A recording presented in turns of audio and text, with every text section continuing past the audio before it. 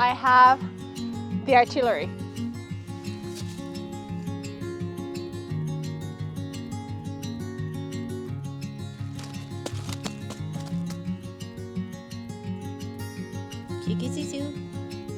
Why you, my baby?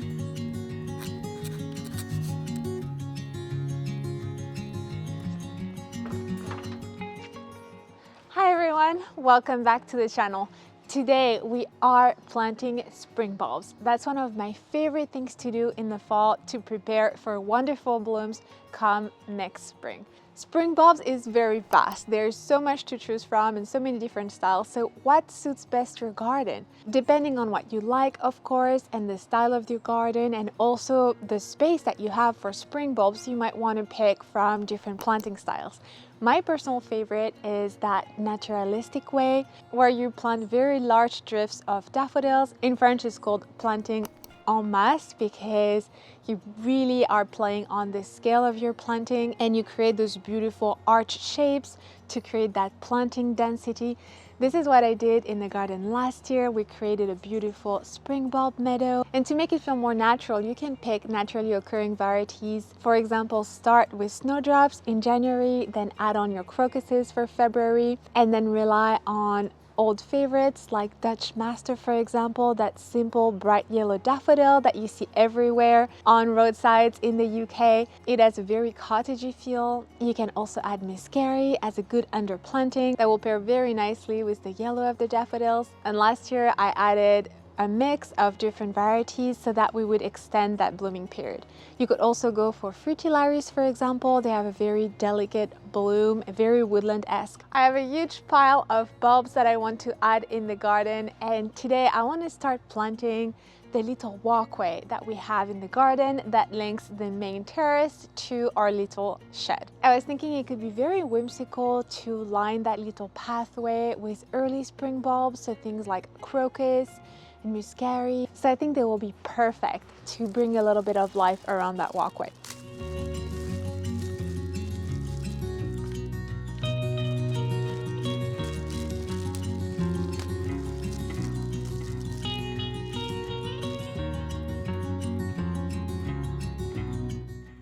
So the mix is all prepared. 75 bars purple crocuses, 45 crocuses of that mix that comes in the purple and the white, 75 Muscari blue Americanum, some tete-a-tete daffodils, not many, just a few, I think a handful, about 15, and then the narcissus tête bouclée that have this double bloom. I want those bulbs to feel like they've always been part of that pathway and they are very natural. So I'm going to plant in clumps of different sizes. I'm really going to avoid planting in a row. That's not going to achieve the look that I want. I want little clumps of an even number, so some smaller, some bigger, meandering around it, but not like everything perfectly placed so that it doesn't look too symmetrical. So we're going to try to achieve that.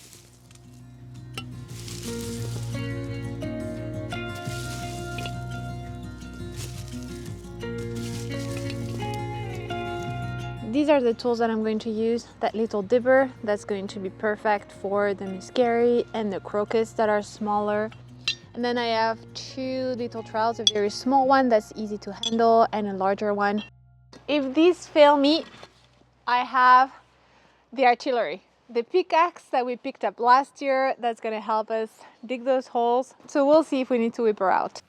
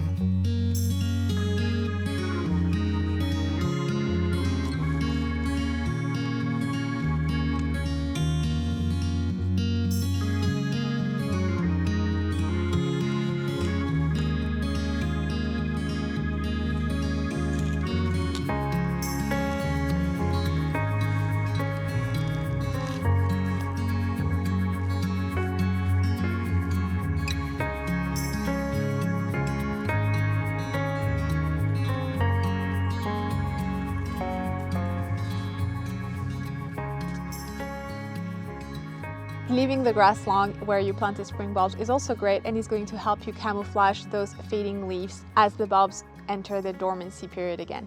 And I also love planting tulips and spring bulbs generally in containers to create those wonderful islands of flowers. And I also like to pair those spring bulbs with other textures and other plants to create more depth in the display and get it more interesting.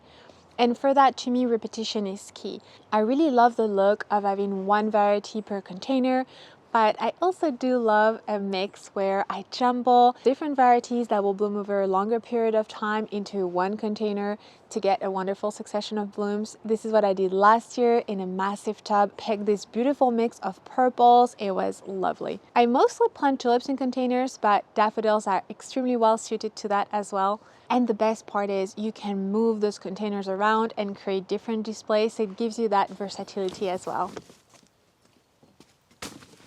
To make room for tulips and to refresh everything for a winter display, I'm going to clean up those summer containers.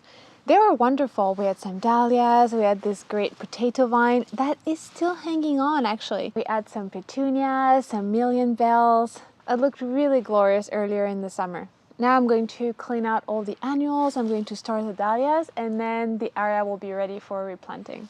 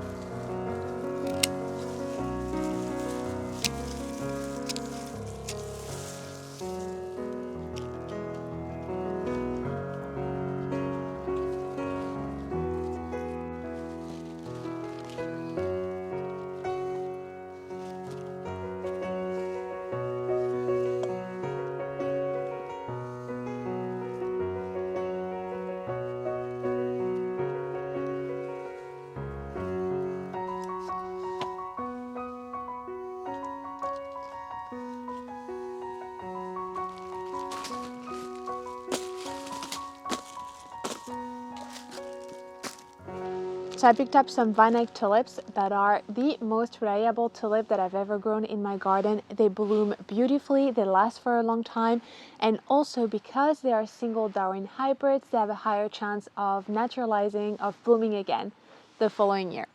So I have 20 of these, and I also topped up with Mystic Vine, a slightly lighter shade of pink. I think will look lovely all together. I have 2 packs of this gorgeous combination Tulip Fancy Frills that has a frilly edge with some pink, and that bold color of the Pacific Pearl. I love the burgundy. I wish I had gotten my hands on more, but this is the only they had left.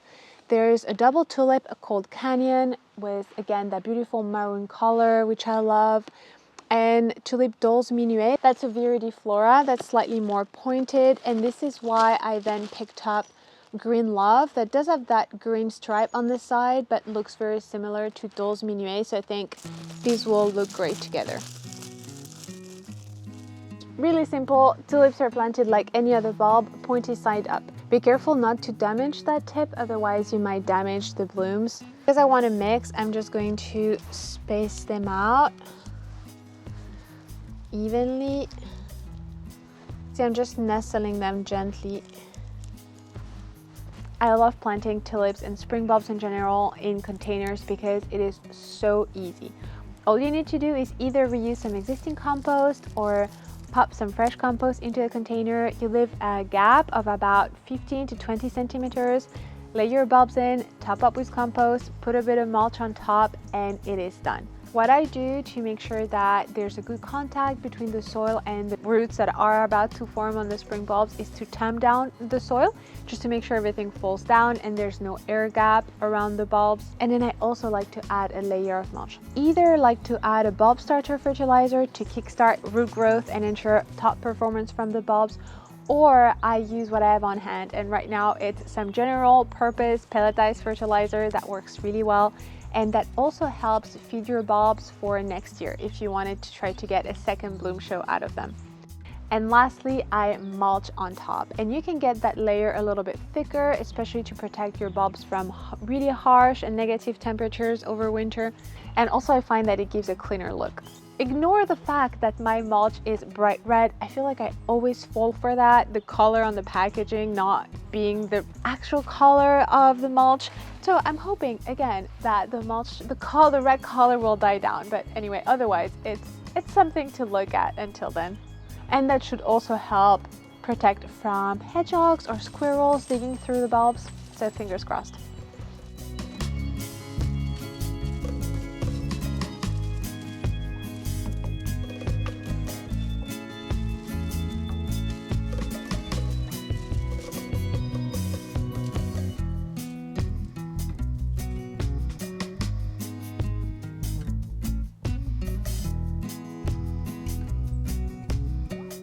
Here I placed the hyacinths on the side because they are shorter, and so this way they won't get lost in between taller blooms. And then we have the daffodils in the center.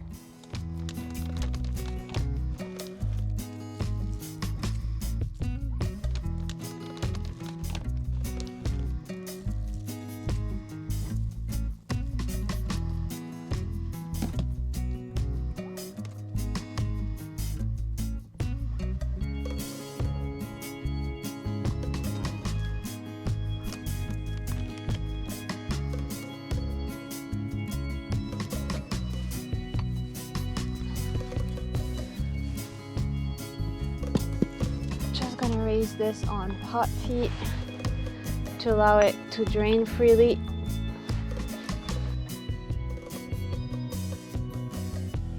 When choosing the color of your spring bulbs or the different varieties, I like to think about what else is going to be blooming at the same time.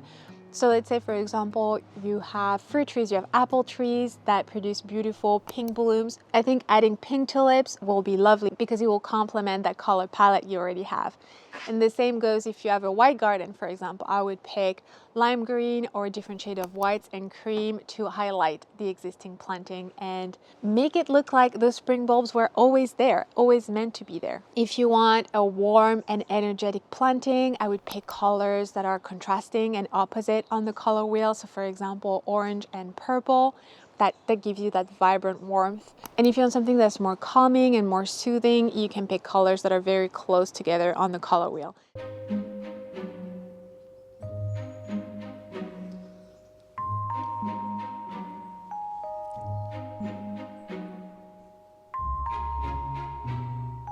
For this shaded area, I picked up some white or very light color bulbs so that they would show up in the shade. That will help brighten up the area also. And when I saw this gorgeous Narcissus Pueblo, I thought it would be perfect for the job. It's a simple, single variety that changes color and goes from that beautiful all white to a lime green throat. We're in the woodland part of the garden, so to me, Narcissus and Muscari are perfect for the area. Also, they naturalize well. That means they multiply year on year. They're very good at spreading. So I'm hoping these additions this year will multiply into plenty of bulbs in the following years.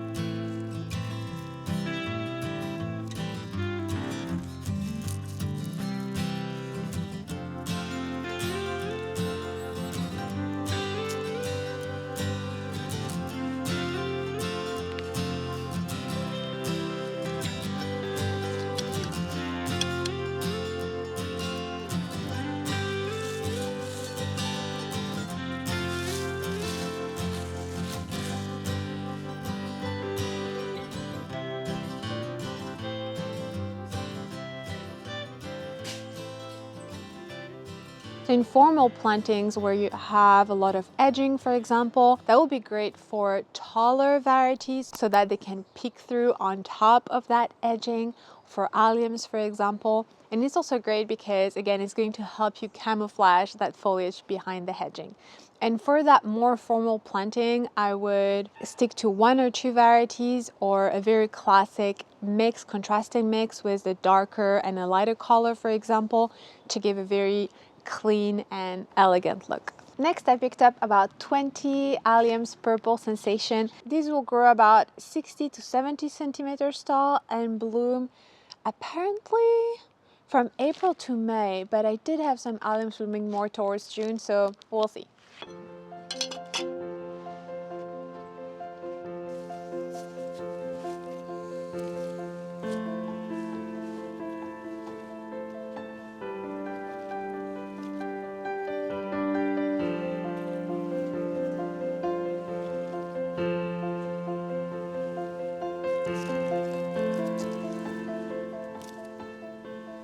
These need to go about 10 centimeters deep, so I'm gonna try and see.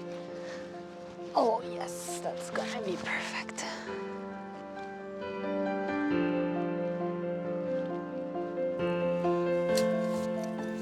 Okay, yes.